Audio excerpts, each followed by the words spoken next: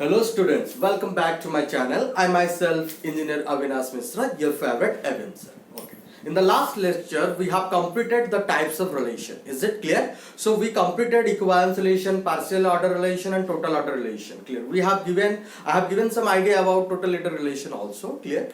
Today we are going to discuss a very important topic of relation that is a really important, clear, and very difficult to understand. But I think that if you will able to listen me properly, then this is a very easy thing and easily you will be able to understand these things clear. So today we are going to start a very important topic of the relation that is called equivalence classes. Is it clear? So equivalence classes or partition. So before starting class, first of all I want to share, please listen me carefully and do subscribe, like, comment my channel for my motivation. Keep inspiring me for making some good videos for future reference. Is it clear? Okay. So आप लोग जितना मुझे inspire करेंगे तो मैं उतना आप लोग के लिए अच्छा वीडियो लेके आ सकता हूँ. Is it clear? Okay. So today we are going to discuss equivalence classes. तो इक्विवेलेंस क्लासेस क्या होता है? पहले देखिए यहाँ पे एक वर्ड आ रहा है equivalence. What does it means equivalence? तो इक्विवेलेंस का मतलब क्या है? पहले वो एक इक्विवेलेंस रिलेशन होना जरूरी है. क्लियर? तो इक्विवेलेंस क्लासेस में उसी का निकाल सकता हूं जो एक इक्विवेलेंस रिलेशन होगा, अदरवाइज नहीं हो पाएगा. तो पहले हम लोग थोड़ा सा रिकॉल कर देते हैं what is an equivalence relation. तो equivalence relation are those which is already reflexive, symmetric as well as transitive. तो जो रिलेशन साइमल्टेनियसली रिफ्लेक्सिव होगा, सिमेट्रिक होगा, ट्रांजिटिव होगा, इसी टाइप रिलेशन को हम लोग इक्विवेलेंस रिलेशन बोलते हैं. Is it clear? रिफ्लेक्सिव के लिए मैं आपको बोला था मैं अकेला काफी हूं. दैट इज वन एलिमेंट लेना है, मुझे प्रूव करना है a belongs to r for all a belongs to set है. तो a बिलोंग्स टू सेट है गिवन रहेगा, a belongs to r prove करना है. क्लियर? तो सिमेट्रिक के लिए हम 1 से 2 बनेंगे. क्लियर? तो जब 2 बनने वाले हैं हम लोग, तो 1 से 2 बनेंगे तो ये इसके साथ रिलेशन करेगा, हमको इसको इसके साथ रिलेशन करें. तो a related to b is given to us, we have to prove b is related to a. That is all about symmetric. Transitive के लिए हम 3 बन जाएंगे. क्लियर? तो ये भी क्या रहा है? बीच वाला देखिए, बीच वाला आ रहा है आपका कनेक्टर. तो ये इसको कनेक्ट करेगा और ये इसको कनेक्ट करेगा. अल्टीमेटली हम इन दोनों को कनेक्ट करेंगे, तभी जाके उसको ट्रांजिटिव करेंगे. तो a related to b and b related to c is given to us and we have to prove a related to c. तो जो रिलेशन साइमल्टेनियसली तीनों परफॉर्म करेगा हम उसको इक्विवेलेंस रिलेशन कह लेंगे. Clear? So now let us discuss equivalence classes, or we can say it as a partition. Remember, it's a very important. This is a partition. Is it clear? So consider an equivalence relation R. यहाँ पे जो R है equivalence relation है, not a real number. Is it clear? On a set A. तो यहाँ पे set A लिया गया. तो that is a family. तो ये मेरा set A है और ये मेरा R है. क्या है? Equivalence relation already clear. So let A belongs to. तो एक एलिमेंट में लिया. Let A belongs to set A. Then the equivalence class of A. तो अभी हमको क्या निकालना है? जो एलिमेंट सेट को बिलोंग्स करता है उसी का इक्विवेलेंस क्लास निकालेंगे. Is it clear? सो देखिए, the equivalence class of A is denoted by, देखिए स्क्वायर ब्रैकेट के अंदर में ए को लिखना, उसको बोला जाता है equivalence class and is defined as. तो equivalence of class equal x. तो वो क्या है? एक x है. x such that x belongs to set A. तो ओ x भी किसको बिलोंग्स करना जरूरी है? सेट x को बिलोंग, सेट a को बिलोंग्स करना जरूरी है, अदरवाइज नहीं हो पाएगा. तो इक्विवेलेंस क्लास जो भी एलिमेंट को मैं रिलेट करूंगा वो भी सेम सेट को बिलोंग्स करना चाहिए. And a, x belongs to, तो ये a एंड x हमेशा बिलोंग्स करते रहेंगे r को. This is called equivalence class. तो थोड़ा सा कंफ्यूजिंग है, अभी उसको और भी सिंपलियर बना देते हैं. देखिए इन टर्म्स ऑफ पार्टीशन के हिसाब से हम लोग पढ़ेंगे. तो इक्विवेलेंस क्लासेस जो होता है पार्टीशन ऑफ ए सेट वही होता है. Is it clear? So that is if R is an equivalence relation on a set X. तो यहां पे मैं सेट X लिया हूं. तो on a set X then R divides. Who divides? The equivalence relation R divides x. किसको divide कर रहा है? सेट को डिवाइड कर रहा है. तो हमेशा ये चीज को क्लियर रखिए, आर इक्विवेलेंस रिलेशन है, डिवाइड रिलेशन नहीं हो रहा है. डिवाइड हम लोग सेट को कर रहे हैं, पार्टीशन कर रहे हैं. Are you getting me? तो इक्विवेलेंस क्लासेस भी एक सबसेट्स है. इक्विवेलेंस क्लासेस क्या है? एक सबसेट्स है. मतलब जो सेट्स हम लोग लिए थे उस सेट को हम लोग डिवाइड करके डिफरेंट सबसेट्स में कन्वर्ट कर देने वाले हैं. तो x into mutually disjoint subset. मैं आप लोगों के साथ पहले से डिस्कशन कर चुका हूं what is a mutual disjoint. Mutual disjoint का मतलब होता है सपोज ए एंड बी दोनों म्यूचुअल डिसजॉइंट तभी कहलाएगा जब दोनों के बीच में कोई भी कॉमन एलिमेंट नहीं रहेगा। जैसे कि ए है और इंटरसेक्शन बी हमेशा क्या कहलाएगा, five. If there will be no element present between two set then here both sets will be called what, mutually disjoint। is it clear? So here, so x into mutually disjoint subsets किसमें है, ai लिया हूं, आई पर मैं stand किया हूं यहाँ पे a1 a2 a3 dot dot dot ऐसे करके कितना भी हो सकता है, कॉल्ड पार्टीशंस और sub division of x satisfying. लेकिन वो क्या क्या सेटिस्फाई करना चाहिए, for each i all elements of ai are related to each other. तो ये चीज बोल रहा है, तो a1 हो गया कि A2 हो गया A3, सपोज A1 में जो रहेगा वो अपने अंदर में रिलेशन करते रहेंगे। मतलब सपोज A1 में आपका है आ गया 1 2 3, तो यहाँ पे 1 2 3 सब अपने अपने अंदर में रिलेशन करेंगे। Is it clear? Suppose A2 आ गया, यहाँ पे आ गया सपोज 4 5। Is it clear? तो यहाँ पे 4 5 अपने साथ रिलेशन करेंगे, लेकिन इसका और इसके साथ कोई संपर्क नहीं रहने वाला है। There will be no relation between A1 and A2। इसीलिए देखिए second point, no element of AI is related to any element of AJ for I have standard for 2, तो I does not equal to J I have taken here। This means that 1 does not equal to 2। समझ में आ रहा है कि नहीं? तो A1 A2 के साथ कोई भी रिलेशन प्ले नहीं करने वाला है। देखिए, no element of AI is related to any element of AJ, that is I does not equals to J। So lastly क्या होगा, जितना हम लोग पार्टीशन निकाल देंगे, समेशन जो यूनियन हम समेसाइज करेंगे हम लोग, जैसे कि A1 union A2 union dot dot dot union AN, जब हम लोग उसको मिला देंगे, संजोग कर लेंगे, we will get back our original set that is X।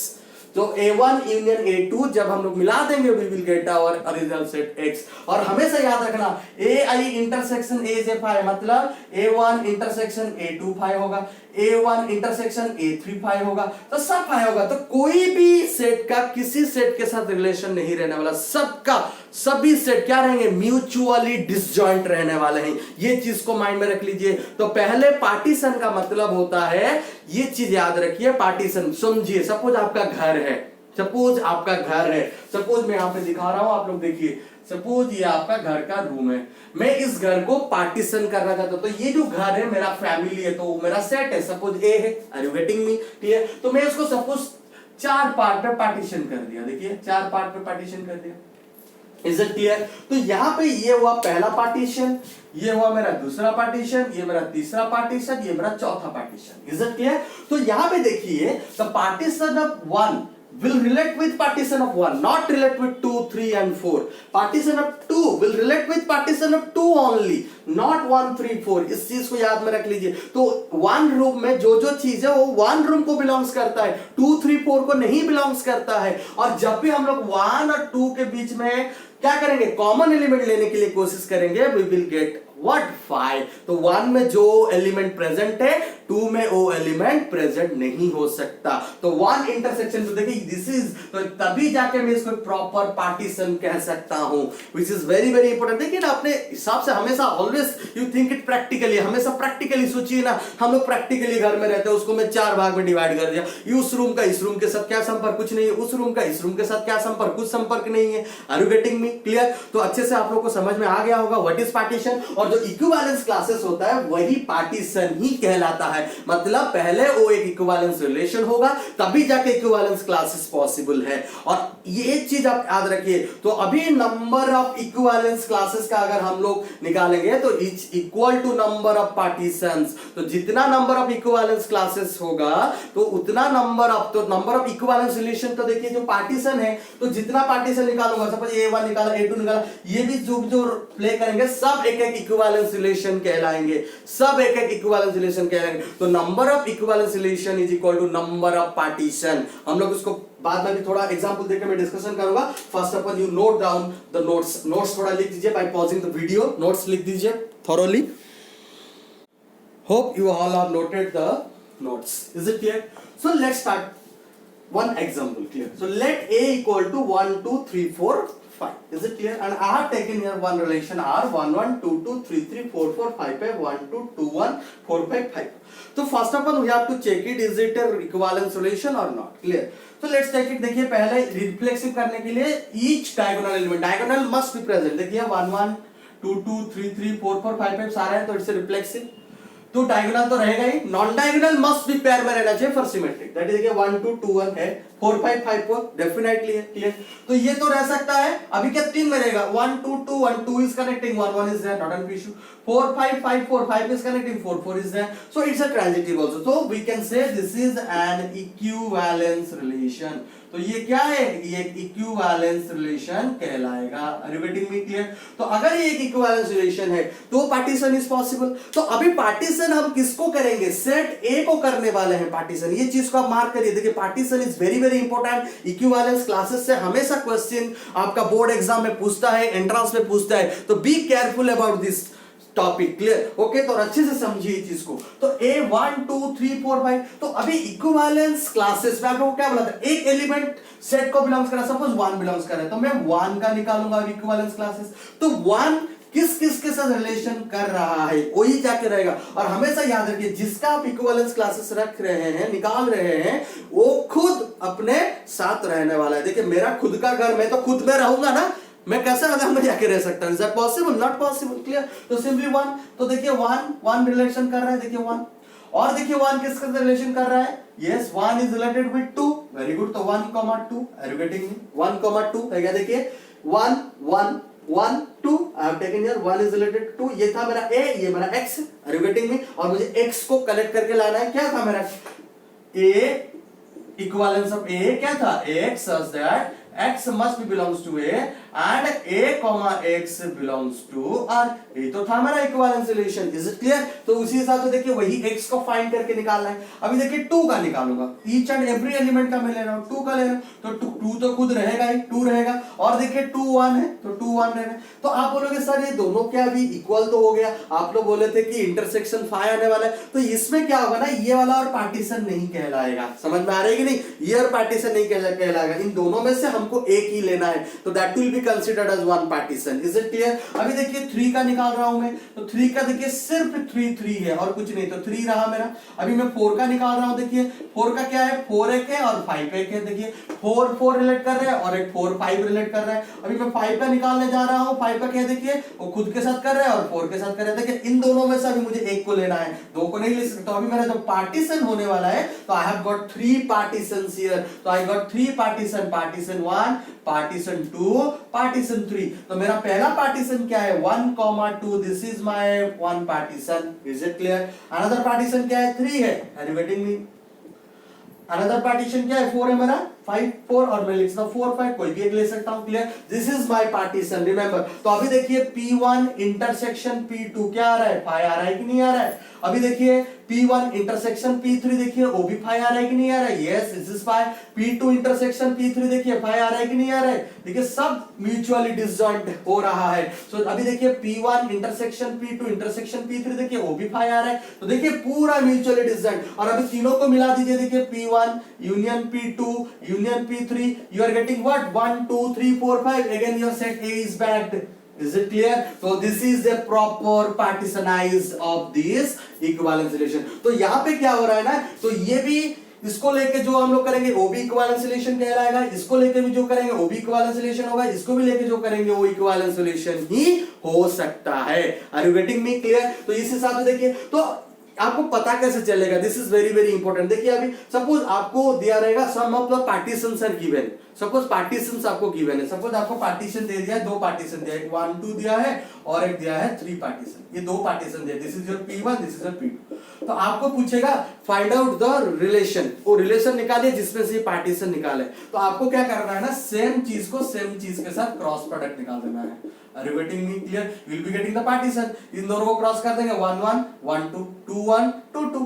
यहाँ पे 3 3. तो that will become a what? An equivalence relation. देखिए अभी मैं R निकाल रहा हूँ. देखिए वो equivalence relation हो रहा है कि नहीं देखते हैं. 1 1 है. फिर क्या होगा? 1 2. फिर है आपका 2 1. Is it? फिर है आपका 2 2. फिर आपका क्या है? 3 3. तो ये आपका अगर सेट 1 2 3 दिया रहेगा तो उसी में से है ये, देखिए वो पार्टीशन हो रहा है 1 2 2 ये 3 है, तो दोनों को देखिए, दोनों का इंटरसेक्शन में लिया था 5 था, दोनों को जब मैं यूनियन कर दिया 1 2 3 आ रहा है। अब देखिए यार, देखिए ये भी मेरा क्या इक्विवेलेंस रिलेशन है कि नहीं है, 1 1 2 1, देखिए 1 2 2 1 सिमेट्रिक कहलाता है, 1 1 2 2 3 3 ये रिफ्लेक्सिव हो गया, 1 2 2 1 है, 2 कनेक्ट करा 1 1, this is also transitive relation. Hope you have understood this concept, please note it down clear thoroughly, note down कर लीजिए उसको। Hope you have understood the last concept. Let's discuss a question. It's a very very important question. Let R be the equivalence relation in the set A 0 1 2 3 4 5. तो यहाँ पे set A दिया है आपका 0 1 2 3 4 5 given by R equal to A comma B such that 2 divides A minus B. 2 divides A minus B. Write the equivalence class 0. तो 0 का वो equivalence class निकालने के लिए आपको पूछा है। क्लियर? ओके, वेरी गुड, कोई प्रॉब्लम नहीं है। तो इक्विवेलेंस ऑफ क्लास का फॉर्मूला क्या था हम लोग का? इक्विवेलेंस क्लासेस का फॉर्मूला हम लोग कहते हैं, सपोज मैं ए का लिख रहा था, रिपीटिंग, तो यहां पे मैं ले रहा था x such that a x must belongs to R for all x is also belongs to set है, यही तो हम लोग ले रहे थे ना। क्लियर? तो वही चीज को यहाँ पे देखना है। ओके, तो अभी हम लोग क्या करेंगे, यहाँ पे देखिए ऑलरेडी R दे दिया इक्विवेलेंस रिलेशन, तो no need to check it down. तो ये आपका 2 मार्क या 1 मार्क में क्वेश्चन आ सकता है। Is it clear? 2 मार्क या 1 मार्क में क्वेश्चन पूछ सकता है। अगर आपको ये प्रूव करने के लिए देगा कि नहीं, इसको प्रूव करिए इक्विवेलेंस रिलेशन है, उसके बाद इक्विवेलेंस क्लासेस, तो वो आपका 4 मार्क या 6 मार्क क्वेश्चन में कन्वर्ट हो जाएगा। Is it clear? तो 4 मार्क क्वेश्चन हम लोग ऑलरेडी कर चुके हैं इसको, इक्विवेलेंस रिलेशन प्रूफ। 2 डिवाइड हम लोग जो किए थे, a minus b is divisible by 2. You have not seen, you go and visit my previous lectures. I have already given this in description box. You go and watch it. Clear? तो आपको अच्छे से समझ में आ जाएगा, और अच्छे से जाके प्रीवियस लेक्चर को बार बार आप देखते रहिए, अदरवाइज थोड़ा सा प्रॉब्लम होगा आप लोगों को। सारा चीज को मैं डिटेल्स में आप लोगों को समझा चुका हूं, सारा लेक्चर को बार बार प्रॉपरली देखिए। क्लियर? प्रॉपरली देखेंगे तभी जाके कॉन्सेप्ट क्लियर होगा, और जितना कॉन्सेप्ट क्लियर होगा उतना हम लोग तगड़ा बनेंगे। Is it clear? ओके, सो यहाँ पे दिया गया है 2 डिवाइड्स a माइनस b। तो यहाँ पे मैं जो लिखूंगा, सपोज मुझे 0 का पूछा है तो मैं 0 का लिया। क्लियर? 0 का इक्वल लिखूंगा, तो 0 क्या है, सपोज x है, सच दैट वैसे ही लिखूंगा। देखिए कुछ नहीं, वो x को ला रहा हूं, क्या होना चाहिए, 0, x बिलोंग्स टू R, यही तो होना चाहिए, 0, x बिलोंग्स टू R, ऐसे ही तो लिखूंगा, 0, x बिलोंग्स टू R। अच्छा, तो अभी क्या कर रहे हैं मुझे, x सच दैट अगर a, b belongs to R होता है तो 2 डिवाइड्स a माइनस b। यहाँ पे 0, x हो रहा है तो मैं लिख सकता हूं 2 डिवाइड्स क्या लिखूंगा मैं, 0 minus x, 2 divides 0 minus x। तो अभी मुझे डालना है x के जगह में क्या क्या डालने से मेरा वो आंसर आ जाएगा। x का वैल्यू वही सब है जिसमें 0 माइनस x 2 से डिविजिबल हो जाएगा। क्लियर? तो 0 का निकाले तो 0 तो डेफिनेटली रहने वाला है, मैं आप लोगों को ऑलरेडी बोल चुका हूं। तो 0 माइनस, तो अभी 1 डालूंगा, क्यों, जो एलिमेंट प्रेजेंट है सेट है में उसी को ही मैं कंसीडर कर सकता हूं, उससे बाहर कुछ नहीं ले सकता। तो अभी मैं सपोज 1 डाल रहा हूं, तो 0 minus 1, 2 divides minus 1, not possible, तो 1 नहीं हो पाएगा। 2, 0 minus 2, yes, 2 divides minus 2, 0 minus 2 तो माइनस 2 होता है, 2 डिवाइड्स माइनस 2, तो सिंपली मेरा 2 भी आ गया। अभी देखूंगा 3 के लिए 3 तो नहीं होगा, 4 के लिए 4 हो जाएगा, तो 0 2 4, रिपीटिंग मी 5 भी नहीं हो सकता। तो अभी मेरा 0 का इक्विवेलेंस क्लासेस क्या आ गया, 0 2 4। आपको सपोज पूछता 1 का निकालने के लिए, यहाँ पे क्वेश्चन में नहीं दिया है but I am doing this. Clear? तो 1 का सपोज निकालने के लिए पूछता, तो 1 के लिए हम लोग क्या करते हैं, x such that 1, x belongs to R, 1, x belongs to R। तो ये क्या हो जाएगा आपका, x such that 2 divides 1 minus x। Is it clear? 2 divides 1 minus x। तो अगर 2 डिवाइड्स 1 माइनस x बोल रहा है यहाँ पे, तो मुझे x के जगह में वही सब वैल्यू लेना है जिसमें डालने के बाद 2 से वो डिविजिबल हो जाएगा। तो जब मैं 0 डाल रहा हूं पॉसिबल नहीं है, देखिए 1 माइनस 0 क्या हो रहा है, 1 हो रहा है। 2 divides 1, is it true? No, it's a false. तो अभी क्या 1 डालूंगा, पॉसिबल हो जाएगा। 1 minus 1 0, 2 divides 0, yes, 0 is divisible by any number. तो 1 के बाद क्या आएगा, 3 आएगा, उसके बाद 5 आएगा। देखिए आपका आ गया 1 3 5। क्लियर? अभी सपोज 2 का निकालते हैं, देखिए 2 का निकालेंगे, सपोज 2 का देता इक्विवेलेंस क्लासेस, तो 2 के लिए मैं क्या लिखता हूं, वही x such that 2, x belongs to R. Very simple, कुछ नहीं है। देखिए जैसे मैं आपको रूल्स बता रहा हूं उसी हिसाब से करते रहिए, easily you are able to solve this things. Clear? 2 का equivalence x such that 2, x belongs to R. अगर 2, x बिलोंग्स टू आर है तो मेरा क्या होगा, x सच दैट 2 डिवाइड्स, क्या लिखूंगा मैं, 2 divides 2 minus x। Yes, clear? तो अभी देखिए मैं 0 डालूंगा हो जाएगा, फिर 2 डालूंगा हो जाएगा, 4 डालूंगा, देखिए रिपीटेड हो गया 0 2 4। इसका मतलब देखिए आपका प्रॉपर पार्टीशन कौन कौन है, 0 एंड 1। आपका प्रॉपर पार्टीशन यहाँ पे 0 एंड 1। तो 0 को मैं एक प्रॉपर पार्टीशन बोलूंगा, 1 को एक प्रॉपर पार्टीशन बोलूंगा। ये देखिए सब रिपीटेड हो जाएगा। अगर 2 को लूंगा 3 को प्रॉपर पार्टीशन बोल सकता हूं। Are you getting me? तो 0 2 दोनों नहीं ले सकते, हम लोग कैसे ले सकते हैं, 1 2 is a proper partition, not an issue. Clear? 1 and 2 proper partition. Proper partition जब कहलाएगा तो दोनों के बीच में इंटरसेक्शन फाई आना चाहिए, और जब सबको हम लोग यूनियनाइज कर लेंगे तो we will get our sets back. तो यहां पे देखिए जब मैं 0 को यूनियन कर रहा हूं 1 के साथ, I am getting what, I am getting my 0 1 2 3 4 5 which I am getting as my set, जो मेरा सेट ए था, और दोनों का इंटरसेक्शन लेंगे तो 5 आ जाएगा। Clear? Hope you have understood. Please note it down. Hope you have understood the last question. Now we are going to discuss a very important question. It's a very important question. Clear?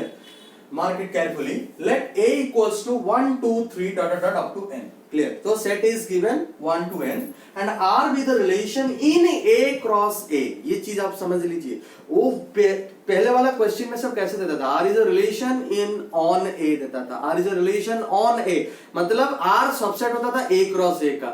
अभी क्या दिया है, R is with the relation in A cross A। तो इसका मतलब क्या हो जाएगा, देखिए इसका मतलब हो जाएगा R is the subset of, देखिए ये चीज को याद रखिए, R is the subset of A cross A, उसको फिर क्रॉस करेंगे हम लोग A क्रॉस है, तभी जाके R फॉर्मेशन हो रहा है। और देखिए यहाँ पे सब पेयरिंग में रहने वाला। पहले क्या होता था, देखिए इस चीज को रिलेट करिए, उसके बाद एक क्वेश्चन इजीली हो जाएगा। R subset of A cross A होता था, तब यहां से मैं A ले लेता था, यहां से मैं B ले लेता था, तब हम लोग लिखते थे A रिलेटेड टू B और A, B belongs to R, ऐसे लिख देते थे। Are you getting me? Clear? लेकिन यहाँ पे क्या होगा ना, यहाँ से पेयर आने वाला है A, B, तो सब एलिमेंट पेयरिंग में रहने वाला है, क्योंकि A क्रॉस A का एक एलिमेंट क्या होता है, ऑर्डर्ड पेयर में रहता है, A, B। तो इसका क्या होगा, C, D। तो हम लोग जब इसको लिखेंगे, रिप्रेजेंट करेंगे, ऐसा लिखेंगे A, B related to C, D।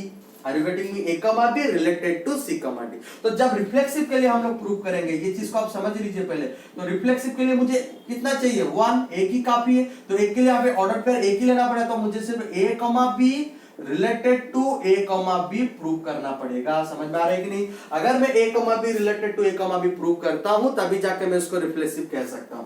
Symmetric के लिए मुझे क्या करना पड़ेगा, सिमेट्रिक के लिए मुझे क्या करना पड़ेगा, आपको लिए गिवन रहेगा A, B related to C, D। This is given, यह आपके लिए क्या रहने वाला है, गिवन रहने वाला है। और हम प्रूव करेंगे C, D related to A, B। अगर इसको हम लोग प्रूव कर देते हैं तभी जाके मैं उसको सिमेट्रिक कह सकता हूं।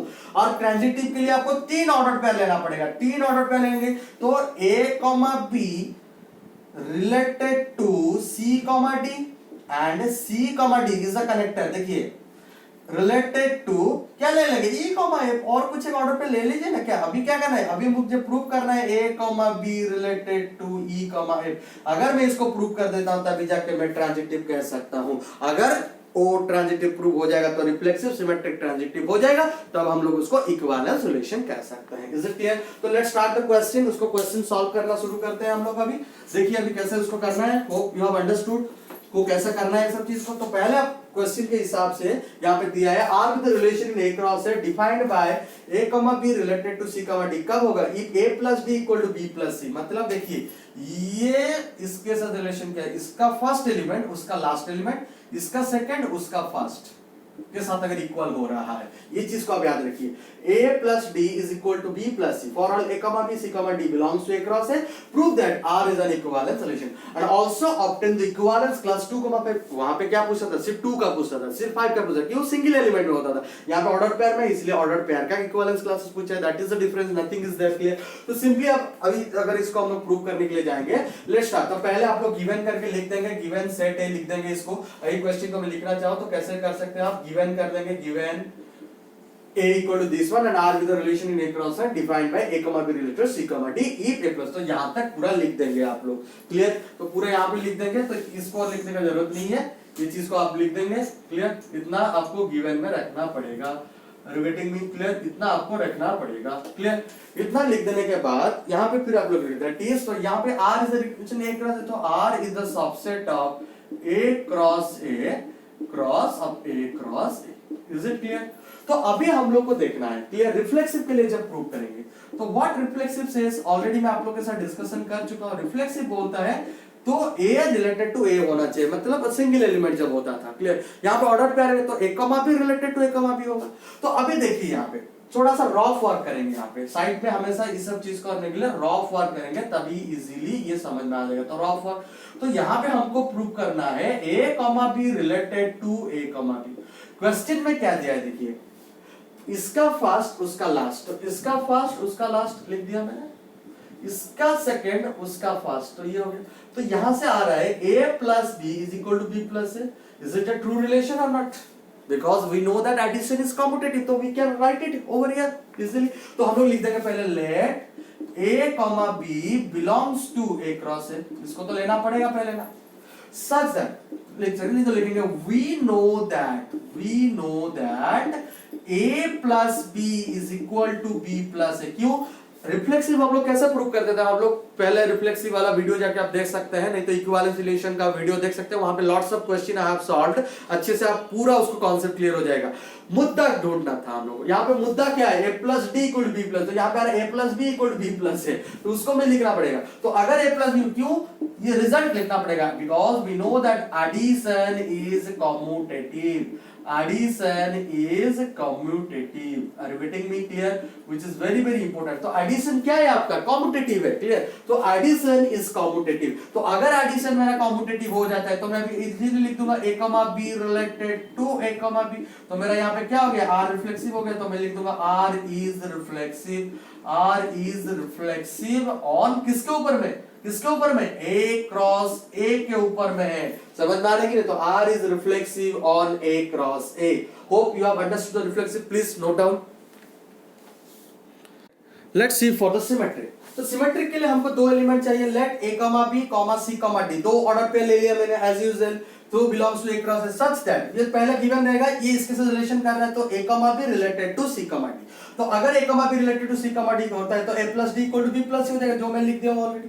तो इसके बाद थोड़ा स्टॉप कर लेना है, क्लियर, वहां से दिमाग नहीं लगाना है, दिमाग लगाना है रॉफ वर्क में। तो रॉफ वर्क हमको क्या करना है, हमको प्रूव करना है C comma D related to A comma B, ये चीज आप माइंड में रख लीजिए। अगर C comma D related to A comma B मुझे प्रूव करना है तो मेरे हिसाब से, कॉन्सेप्ट हिसाब से क्या होगा, इसका फर्स्ट उसका लास्ट है, तो C plus B equal D plus है। तो अगर मैं ये रिलेशन बना लेता हूं तभी जाके मैं इजीली कर सकता हूं, क्या उसको लिख दूंगा C कमा D। तो यहाँ पे देखिए, यहाँ पे A प्लस D है, तो मुझे D प्लस A चाहिए, तो A प्लस D को मैं D प्लस A लिख सकता हूँ, is there any problem?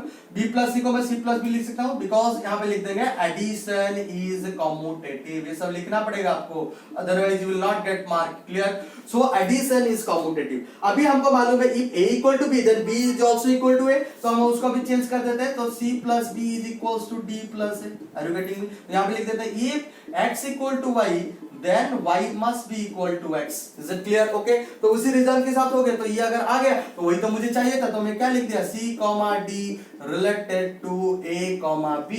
so simply we can say R is symmetric on किसमें, A cross A। clear? hope you have understood, clear, note down।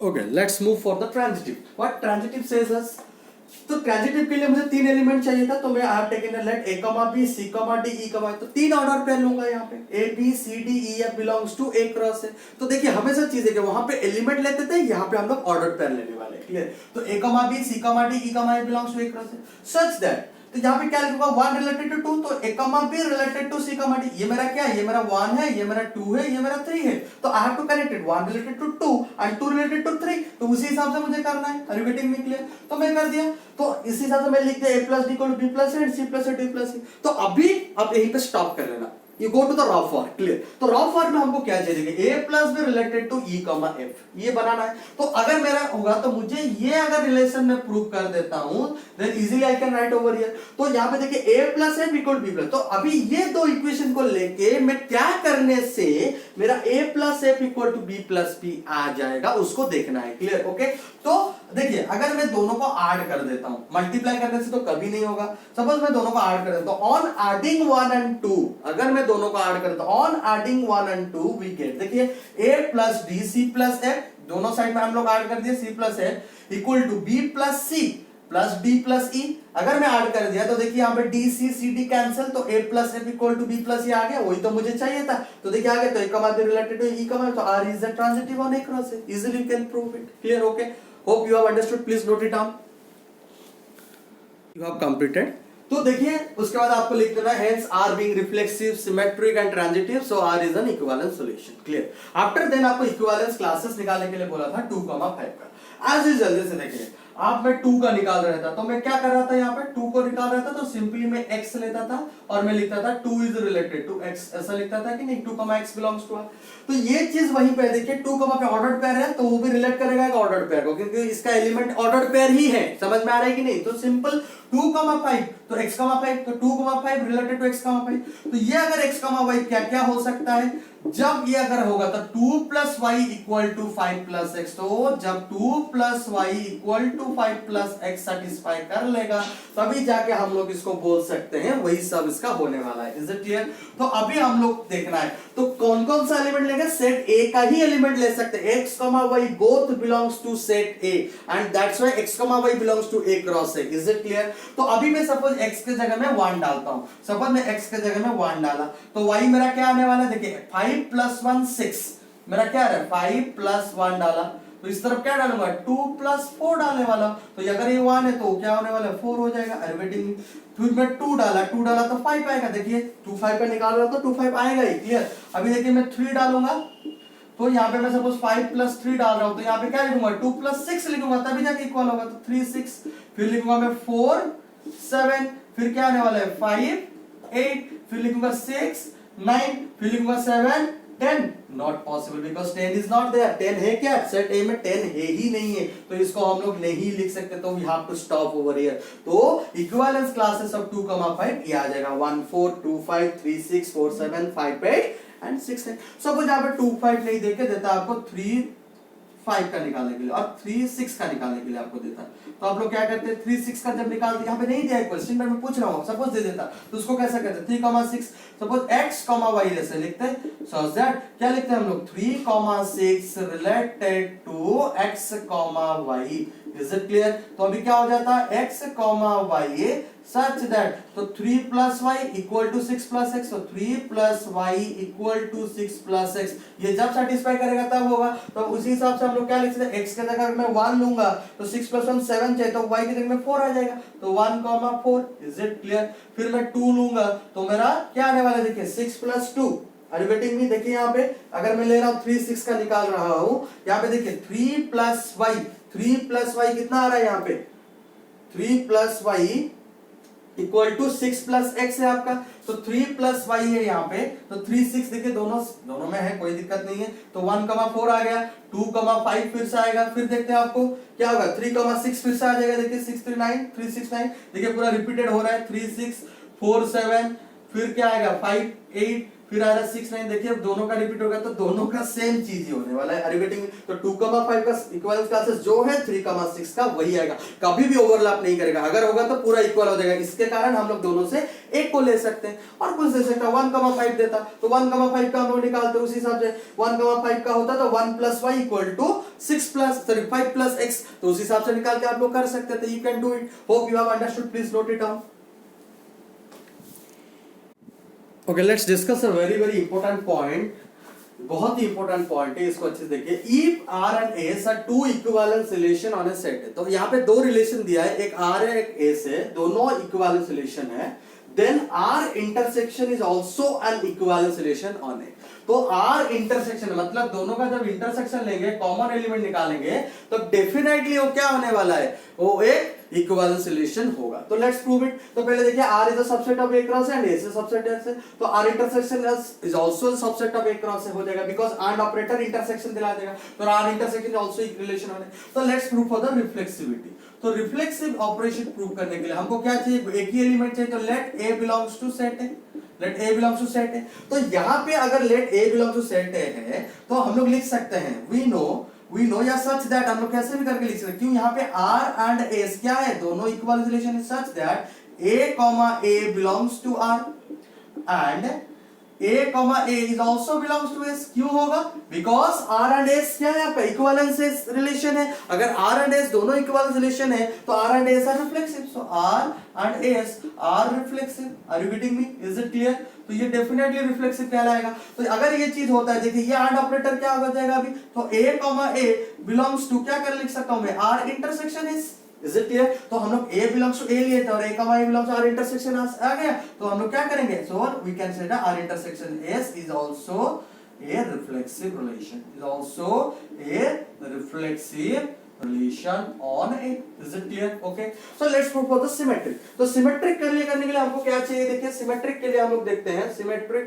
तो symmetric के लिए properly इसको लिखना, symmetric के लिए हमको दो एलिमेंट चाहिए, तो मैं ले लिया let A, B belongs to, sir ऐसा नहीं लिखेंगे, सॉरी, let A, B, ऐसे दो एलिमेंट ले रहा हूं, let A, B belongs to set A, let A, B belongs to set A। अच्छा, तो अगर A, B belongs to set है, such that हम किसको प्रूव कर रहे हैं, R इंटरसेक्शन X को प्रूव कर रहे हैं, such that तो A, B belongs to R intersection S, इसको लेंगे हम लोग, A, B belongs to R intersection S। वहां पे हम लोग क्या प्रूव करते थे, A, B belongs to R prove करते थे, B, A belongs to R। तो यहाँ पे देखिए A, B belongs to R intersection S ना, क्यों हम लोग यहाँ को प्रूव कर रहे हैं R intersection S is unsymmetric, clear? तो A, B R intersection S ले लिया, तो अगर ये लिख सकता हूं तो मैं लिख सकता हूं A, B belongs to R and A, B belongs to S, shall I write or not?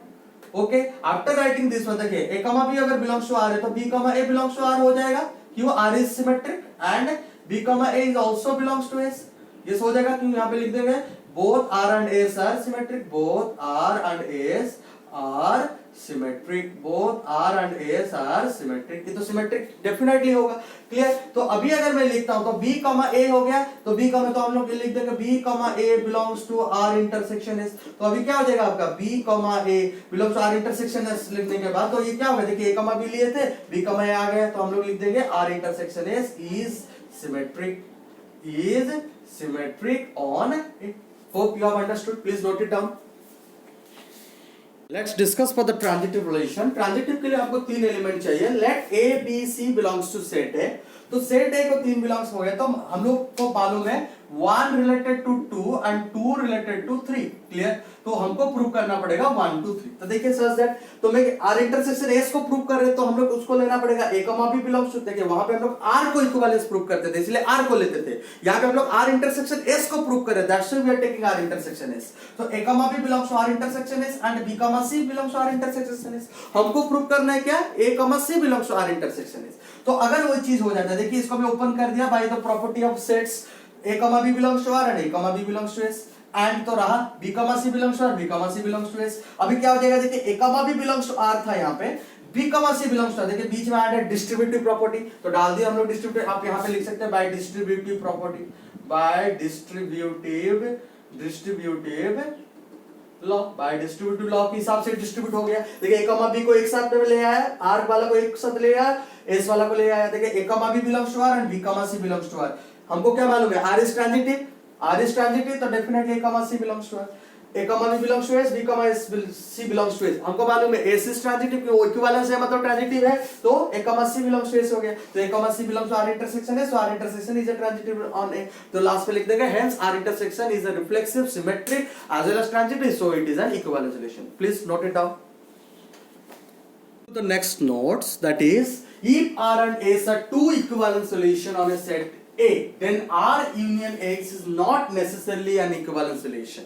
ये चीज आप याद रखिए, R intersection S हमेशा equivalence relation होगा अगर R and S both are equivalent. लेकिन R and S equivalence है तो R union S equivalence हो भी सकता है, नहीं भी हो सकता है. तो देखिए इसको हम लोग एग्जांपल के थ्रू से प्रूव करते हैं, स्टडी करते हैं. Let A equal, ये सब स्टेटमेंट बहुत ही इंपॉर्टेंट है, ऑलवेज रिमेंबर दिस थिंग्स. तो let A equal to 1 2 3, then तो अगर मेरा A 1 2 3 है, क्लियर दे दिया मैं, सपोज 2 लिख रहा हूं, देखिए 1 1 2 2 3 3 रिफ्लेक्सिव है, 1 2 2 1 हो गया तो सिमेट्रिक है, ट्रांजिटिव भी होगा ये, तो it is an equivalence relation. ये देखिए 1 1 2 2 3 3 2 3 3 2, definitely it's symmetric and transitive reflexive, तो इट्स एन इक्विवेलेंस रिलेशन. देखिए मैं दोनों को इक्विवेलेंस लिया हूं. अभी मैं R यूनियन S निकाल रहा हूं. देखिए तो R यूनियन S जब मैं ले लूंगा तो क्या होने वाला है, 1 1 2 2 3 3. Is it clear? तो हो गया, दो बार तो नहीं लिखेंगे, फिर आ गया आपका 1 2 2 1, फिर आ जाएगा 2 3 3 2. ठीक है, दो इक्विवेलेंस का यूनियन लिख दिया मैंने. अभी देखिए एक चीज, जब मैं उसका यूनियन लिख दिया तो क्या हो रहा है, देखिए आप 1 1 2 2 3 3, yes it's reflexive. 1 2 2 1 2 3 3 2, yes symmetric. But transitive के लिए, केस के लिए देखिए, ट्रांजिटिव देखिए यहाँ पे 1 2 2 1 1 है, 2 3, देखिए यहाँ पे 1 2 2 3, is there 1 3, 1 3 does not belongs to R union X. तो ये क्या हो गया, नॉट ट्रांजिटिव हो गया.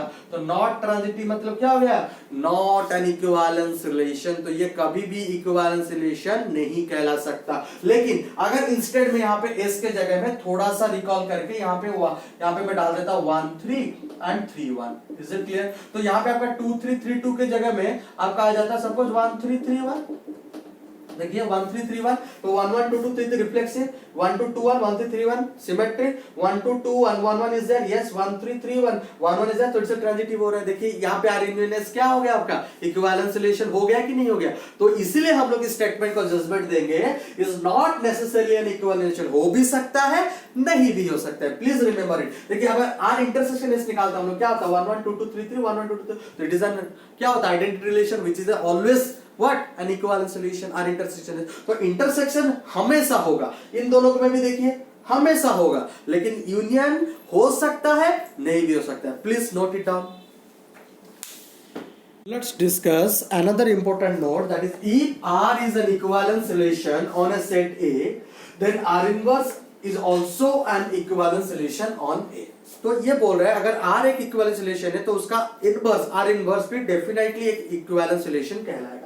तो अभी पहले देखते हैं R इनवर्स एक रिलेशन है कि नहीं है. तो R is a subset of A cross है, तो definitely R inverse is also subset of A cross है. क्यों? बाय डेफिनेशन वो चेंज हो जाएगा, तो वही A क्रॉस आ रहा है. तो R inverse is a relation on A हो रहा है, कोई प्रॉब्लम नहीं. तो let's start for the reflexive. Reflexive के लिए हमको कितना एलिमेंट चाहिए, एक एलिमेंट चाहिए. We have chosen it.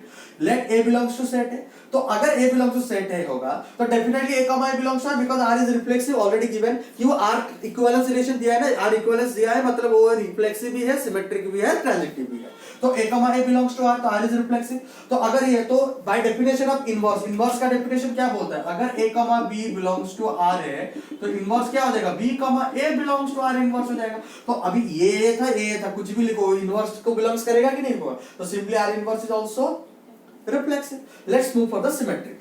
Symmetric के लिए दो एलिमेंट चाहिए. Let A comma B belongs to set है, तो यहाँ पे such that A comma B, हम लोग को मालूम है A related to B, we have to prove B related to. किसको प्रूव करें, R इनवर्स को प्रूव करें. तो हम लोग लिखेंगे A comma B belongs to R inverse. अगर A comma B belongs to R inverse होगा तो B comma A क्या हो जाएगा, belongs to R हो जाएगा. अगर B comma A belongs to R है, लेकिन हमको मालूम है R is symmetric, तो A comma B belongs to R होगा. डेफिनेटली ऑर्डर पेयर रहेंगे क्या, non diagonal element must be in pair wise. A comma B belongs to R, तो यहाँ पे लिख दिया R is symmetric. फिर क्या करेगा, तो अगर इसको मुझे इनवर्स करना है तो ये उल्टा हो जाएगा, B comma A belongs to R inverse. तो सिंपली देखिए A comma B R inverse लिए थे, B comma R inverse prove करते, तो R inverse is symmetric on है.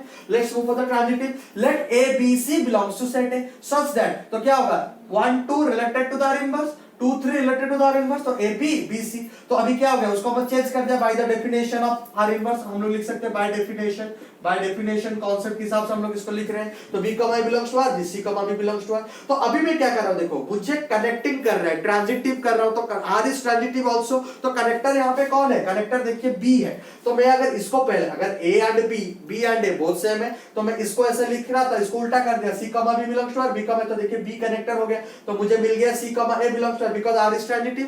देखिए बी कनेक्टर है ना, उसी हिसाब से लिख दिया सी कमा बिलोंग्स टू आर। उसको उल्टा करने का कारण यही है कि देखिए मुझे कनेक्टर ढूंढना था सी बी, तो B is a connector over here, तो बी कनेक्ट कर रहा है तो सी कमा बिलोंग्स टू आर हो गया। तो सी कमा अगर बिलोंग्स टू आर होगा तो ए कमा सी क्या हो जाएगा, बिलोंग्स टू आर इनवर्स, तो R inverse is also transitive होने। फिर लिख देंगे hence R being reflexive symmetric and transitive, so R is an equal relation. Hope you have understood, please note down.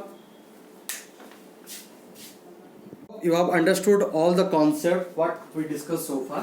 So here I am giving a very important trick clear, which is very important for your entrance point of view as well as in board also. In board also questions are asking in your short question, that is in 1 mark question, and in entrance is a very important question, clear.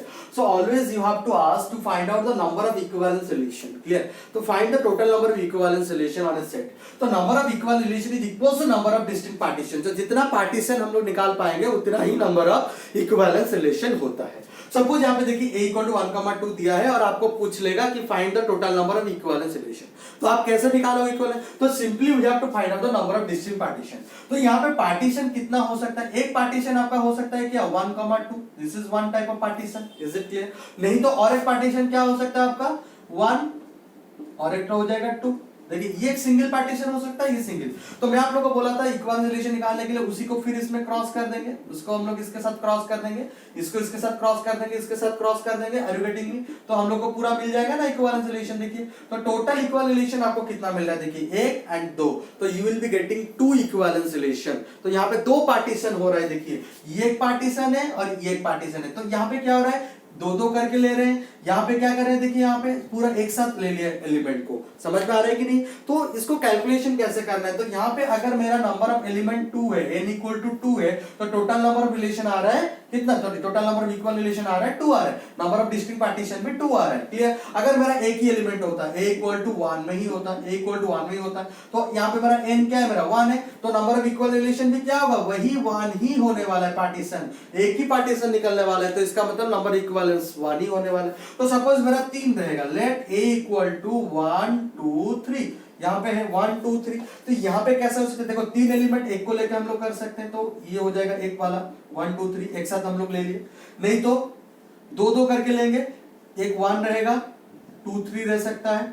देखिए दोनों में intersection हमेशा पाए होगा, ये चीज आप mark लीजिए, ये 2 हो गया, 1 3 हो सकता है, ये 3 ले लिया मैंने, ये क्या हो सकता है 1,2 ले सकते, तो यहां से 3 केसेस आ रहे हैं, और एक केसेस क्या आ सकता है, तीनों अलग अलग में रहेगा 1 2 3, are you getting me, clear? तो यहाँ पे देखिए टोटल नंबर ऑफ पार्टीशंस कितना रहा है, यहां से 1 आ रहा है, यहां से 3 आ रहा है, यहां से 1 आ रहा है, तो अगर अल्टीमेटली देखेंगे 1 + 3 + 1, so we will be getting 5 partitions। तो total number of equivalent relation यहाँ पे कितना आने वाला है, 5 आने वाला है, क्लियर? तो इजीली हम लोग ऐसे करके आराम से निकाल सकते हैं, जैसे कि कोई फॉर्मूला, तो यहाँ पे बेल कॉन्सेप्ट यूज होता है, बेल नंबर कॉन्सेप्ट। कौन सा कॉन्सेप्ट यूज होता है, बेल नंबर कॉन्सेप्ट यूज होता है। तो what is Bell number? Bell number मतलब हम लोग जब इसको नोटेशन करते हैं, तो बेल नंबर को जानने के लिए पहले हम लोग को जानना पड़ेगा। सपोज मैं यहाँ पे लिख रहा हूँ, पहले आप इसको थोड़ा नोट डाउन कर लीजिए, फिर मैं डिटेल्स पे बेल नंबर समझाता हूँ आपको।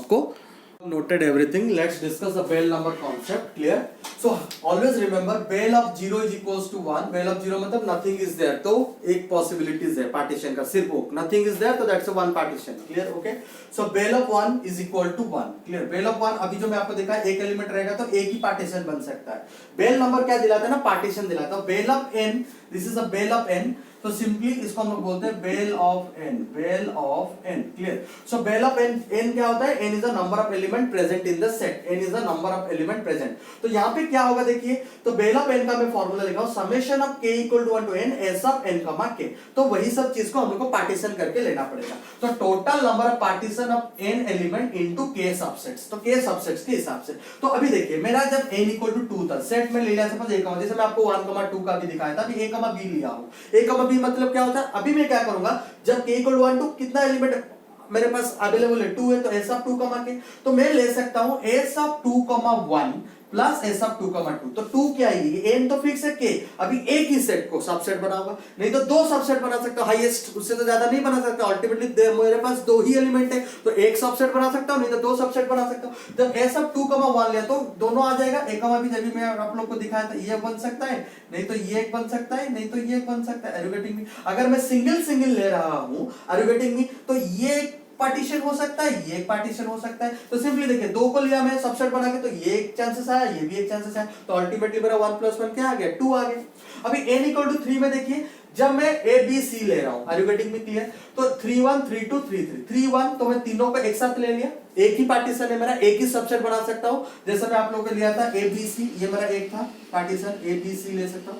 फिर क्या कर सकते हैं हम लोग, 2 2 करके ले सकते हैं। 2 2 करके लेंगे तो कितना पॉसिबिलिटीज आ रहा है, एक a के साथ b, c भी आ सकता है, b के साथ a, c भी आ सकता है, c के साथ आपका a, b आ सकता है। we will be getting 3 partitions, clear? 3 आपका पॉसिबिलिटीज आ रहे हैं, तो दैट्स व्हाई ये 3 हो गया, 3 2 3 3 1 3 3 मतलब क्या होगा, आप एक साथ तीनों को लेंगे, क्लियर? तो 3 3 3 करके लेंगे तो a b c को भी ले सकते हैं। तो कितना नंबर पॉसिबिलिटीज है, एक ही है। फिर मैं CBA लिखूंगा, ABC तो एक ही चीज होता है ना, तो ABC तो एक नंबर पॉसिबिलिटीज हो गया, तो 1 + 3 + 1 दैट विल गेटिंग 5। तो इसी हिसाब से हम लोग नंबर ऑफ इक्विवेलेंट सॉल्यूशन निकाल सकते हैं। तो अगर यहाँ पे रहेगा 4 कमा के बेल ऑफ 4 पूछेगा, तो बेल ऑफ 4 मतलब 4 कमा के 4 1 4 2 4 3 4 4 ऐसा करके पॉसिबिलिटीज निकाल के हम लोग निकाल सकते हैं। तो नंबर ऑफ इक्विवेलेंट सॉल्यूशन जब भी क्वेश्चन पूछेगा, number of distinct partition. Don't worry students, I'm giving you a master shortcut trick right now to find out, यहाँ से इससे भी और इजीली हम लोग निकाल देंगे। Please you first note it down. After then I will discuss the shortcut tricks. Clear? Let's discuss the shortcut trick. Here I have written. Always remember bel of 0 = 1 and bel of 1 = 1. ये दोनों को आप याद रख लीजिए, clear? अभी देखिए bel of n + 1 I have written summation of I = 0 to n NCI bel of I. Is it clear? This is the master trick you remember. Suppose we need to calculate bel of 2. We need to calculate bel of 2. तो मुझे bel of 2 निकालना है, तो bel of 2 निकालने के लिए मैं क्या करूंगा, bel of ऐसा लिख दिया 1 + 1 फॉर्मेट में ले आया। अगर 1 + 1 आ गया मेरा, तो मैं क्या करूंगा, अभी I = 0 टू n, n मेरा कितना है यहाँ पे, n देखिए क्या ले रहा हूं मैं, एक ही है ना, this is my n, this is my n। तो I = 0 to 1 मैं क्या लिखूंगा यहाँ पे 1CI B of I। Is it clear? तो अभी मेरा क्या हो जाएगा 1C0 B of 0 plus 1C1 B of 1। Is it clear? तो 1C0 कितना होता है, वही 1 होता है। NC0 का फॉर्मूला क्या है हम लोग का, NC0 = 1 ही होता है। Are you getting me? NC1 क्या होता है, n ही होता है। Are you getting me? तो 1C0 ये 1 है, B of 0 भी 1 है, प्लस 1C1 भी 1 है, B of 1 भी 1 है। तो ultimately we are getting 2 answer और नॉट। Is it clear? तो इजीली हम लोग को मिल गया। तो इतना पार्टीशन हम लोग निकाला नहीं है, इजीली पूछा है तो एंट्रेंस में आराम से शॉर्टकट ट्रिक डालेंगे और फटाक से निकालेंगे। सपोज आप लोग बेल ऑफ 3 दिया है, बेल ऑफ 3 निकालना चाहिए मुझे, तो बेल ऑफ 3 को I can represent like that bell of 2 + 1। Is it clear? तो ये जो 3 है ना, ये जो हम लोग बेल ऑफ n निकाल रहे हैं, तो इसको हम लोग अरेंजमेंट कर रहे हैं 2 + 1 के हिसाब से। ये जो 3 है ना, आपका नंबर ऑफ एलिमेंट है सेट में, number of element present in set, ये जब याद रखिए, प्रेजेंट इन सेट, सेट में जितना नंबर प्रेजेंट है उसी का तो हम लोग पार्टीशन निकालते हैं ना। तो बेल ऑफ 2 + 1 कर दिया मैंने, तो समेशन ऑफ I = 0, तो यहाँ पे कितना तक जाऊंगा, 2 तक जाऊंगा, क्योंकि यहाँ पे मेरा रिप्लेस में किया हूं, तो यहाँ पे क्या करूंगा 2CI bell of I। Is it clear? तो यहाँ पे मेरा क्या हो जाएगा 2C0 bell of 0 plus 2C1 bell of 1 plus 2C2 bell of 2। Clear?